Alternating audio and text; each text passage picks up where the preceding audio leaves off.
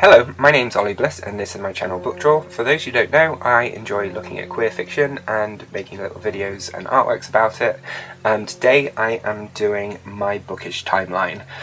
So I went over to Liverpool last week and I saw a range of exhibitions which got me really excited and interested and inspired me to do this.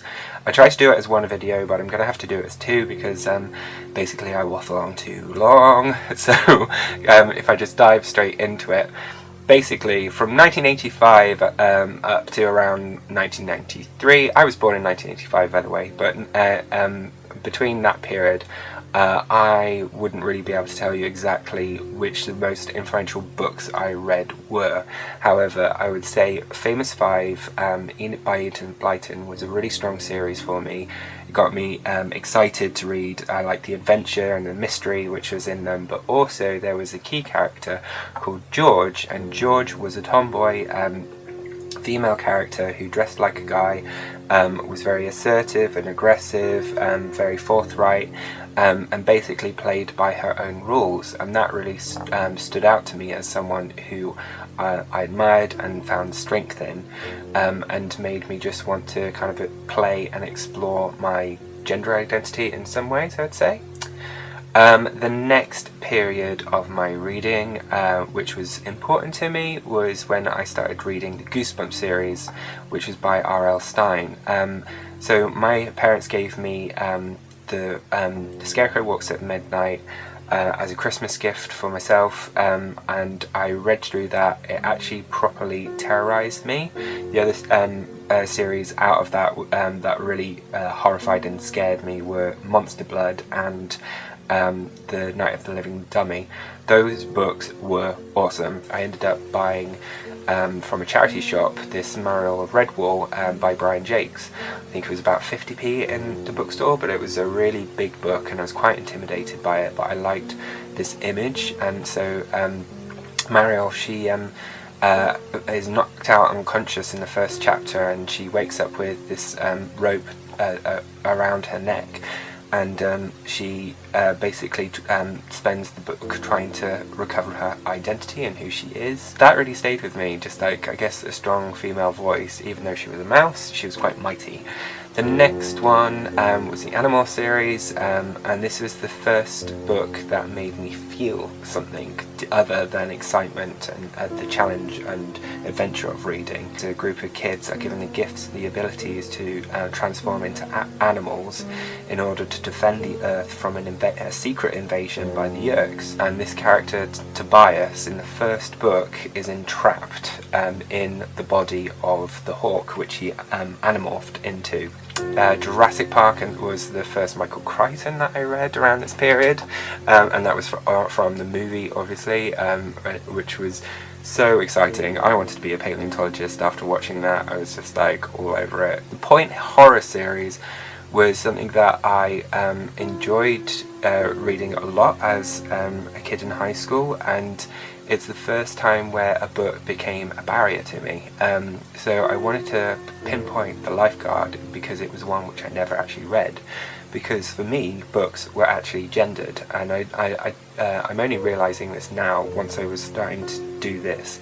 But The Lifeguard, because it had this pink font and it had this hulk of a man on the front cover, for me this was a book which could only be read by girls, and if a guy was to read it, he could be accused of being gay. And that was a real dilemma for me, because I totally wanted to know more about this lifeguard character. I wanted to know the story, but I didn't feel like I could, because only the girls seemed to be reading that particular book, which was odd because there were other books which I would read which featured female protagonists, but the covering was actually more gender neutral. But The Lifeguard is interesting and stupid in terms of how I kind of tricked myself out of reading that one because I was too concerned with what other kids would think of me.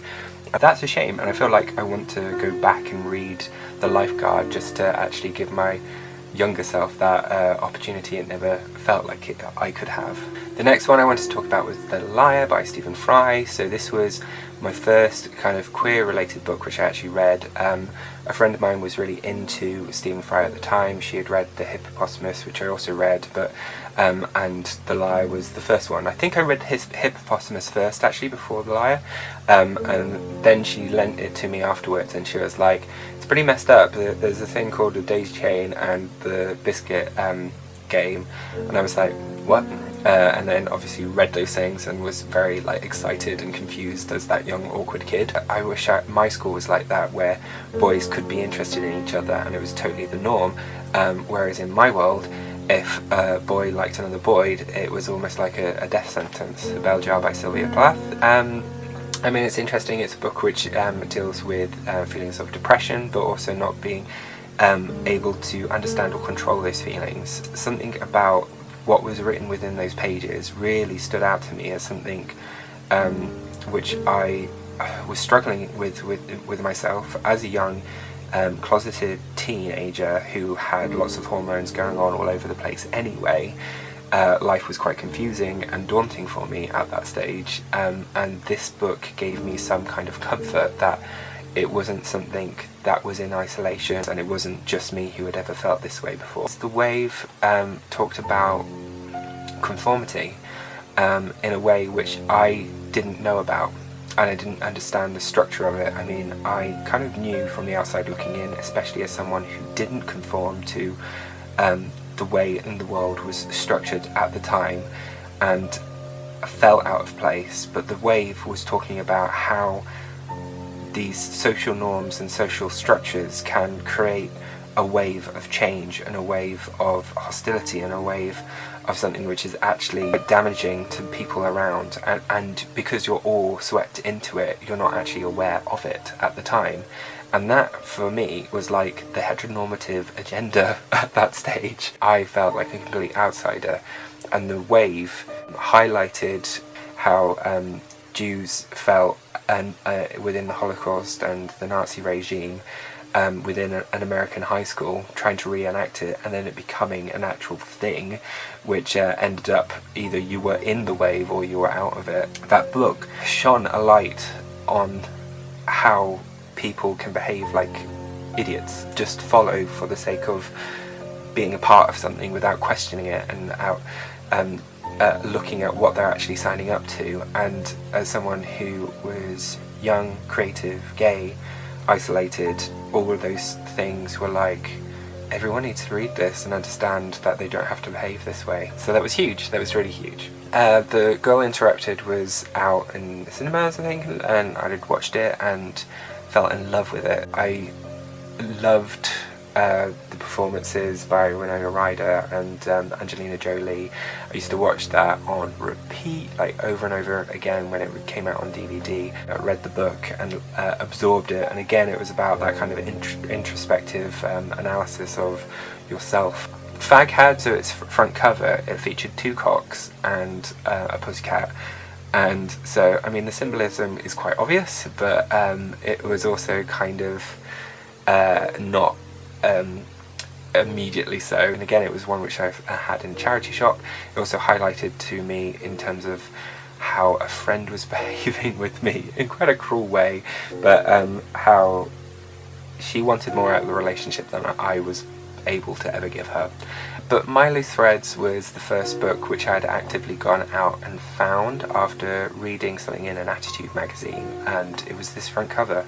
I was obsessed with this front cover, and I wanted to know what was behind that image. Dennis Cooper, like, it was also a book which I could relate to because it was about a teen, and it was, but it was a young gay man's voice. And even though the themes within My Loose Threads are quite dark, I also read Prozac Nation, Elizabeth Wurzl's frank and open narrative about her memoir and experience of being depressed, and then finding out that she's actually bipolar, and being given Prozac actually gave me empathy for other people who were suffering from mental health issues in a different way that no other book has been able to, and it was a kind of interesting journey in terms of reading Sylvia Plath first and then Go Interrupted, because in both of those situations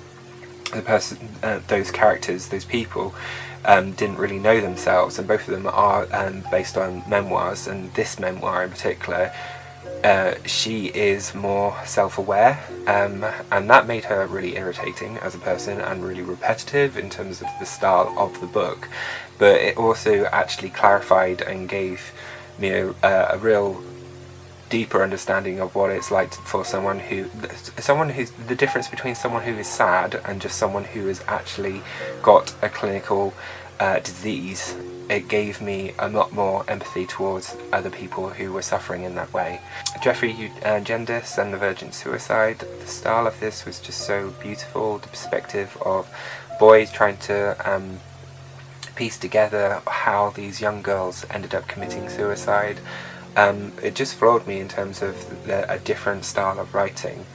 And then the most influential book that I've ever read all time was Del Peck's fucking Martin, which I've got like plans to do more detail on this particular book, but basically no other book has ever managed to grip me in the way that this book has, and it shattered my world, and it made me feel completely different as a human afterwards, and it just is the most epic book.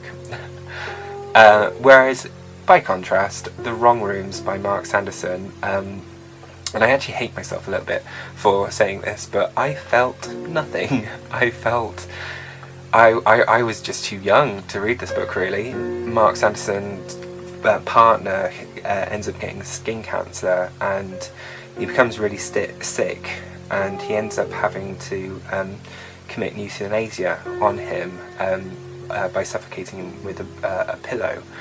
And I think I was just too young. I was just too young to really fully understand what it was like to be really, really and truly in love with someone and have a really deep and meaningful relationship, and then to have to let them go, but also to kill them off yourself as an act of kindness, and it just didn't touch me at that stage, but because it was actually my mum who gave it to me, and she had been crying, and my dad had cried as well, and she was passing on to their friends, and they were all crying about it, but it actually helped her understand what it was like for me to be gay, and to try and make my way in the world, because I think before this book she didn't necessarily know exactly how to treat me or approach it, and this just kind of made her feel more comfortable, I think, about what it was like for someone who was gay to actually fall in love and to find love with someone of the same sex. And so this book actually brought me and my parents closer together on that sense, because it gave them more of an insight to who I was or what I would be experiencing. And even though I wasn't experiencing or relating to that book at the time, it's something I certainly can relate to a lot more now, in terms of I've got a partner who I've been with for 11 years now, and I'm terrified to reread this book because I think it would probably destroy me now, whereas at that time I was just like, dude, just smother this guy with a pillow. Where's the beef? What's going on? But I was just really immature, and I just didn't get it, basically. But anyway, moving on. So The Melancholy Death of Oyster Boy and Other Stories by Tim Burton was the first kind of alternative reading poems and illustrations that I did, and it was once I came to Manchester. There was just suddenly like a lot more literature I had access to, which I didn't previously have access to living in Gloucestershire, so it was quite exciting for me to see that and experience that. Gypsy Boy by Mikey Walsh. This is something while I was in university I felt like I related to the character more, because I moved around a lot as a kid, and then we kind of settled in this small town called Newen, and I always felt like an outsider from that place, and with Gypsy Boy, because they're like from the travelling community, he's going around from different places, but there are different key things which happen to him which make him kind of register his same-sex feelings, and kind of things that excite him are different to other people. And I related to that book, especially like having moved out into a city and thinking back on myself as I was growing up and what that was like. So that book it was very relatable for me, so it's a cool book.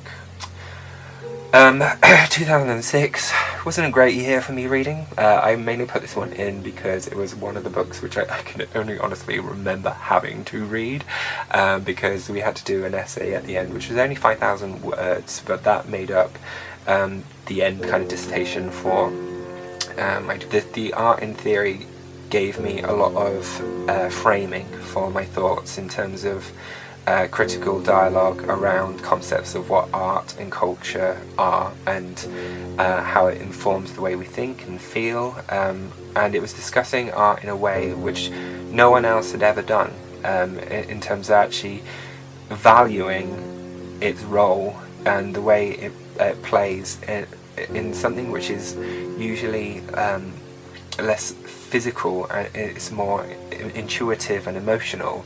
And that was very rewarding in terms of reading that. When it actually came to writing for this dissertation, I also spent a lot of time reading A Hint from History, which was Reclaiming Gay and Lesbian Past, which actually looked at lots of artworks in a historic context, and pulled out various different narratives about those players at that time, and that was huge for me as well. And then finally 2007, I'm closing with The Winter of Our Discotheque. I included this one because it was the first book that Craig gave to me after he had done reading with it. So it's kind of one of those old special memories in some sense on that side. It was just cool to relate to each other through reading and enjoying our books. Anyway, that's 2007, which is 10 years ago, and history starts after 10 years. Thank you for staying around if you are still here. I will be back with a part 2 which looks at the boy behind these books, and you'll get to see a bit of my life. I hope you've enjoyed this. Give me comments below if any of these resonated with you. Tell me about the books which you grew up with, which really defined your life, and maybe even give this video a go. Give your own bookish timeline a go. Anyway, take care, see you soon. Bye!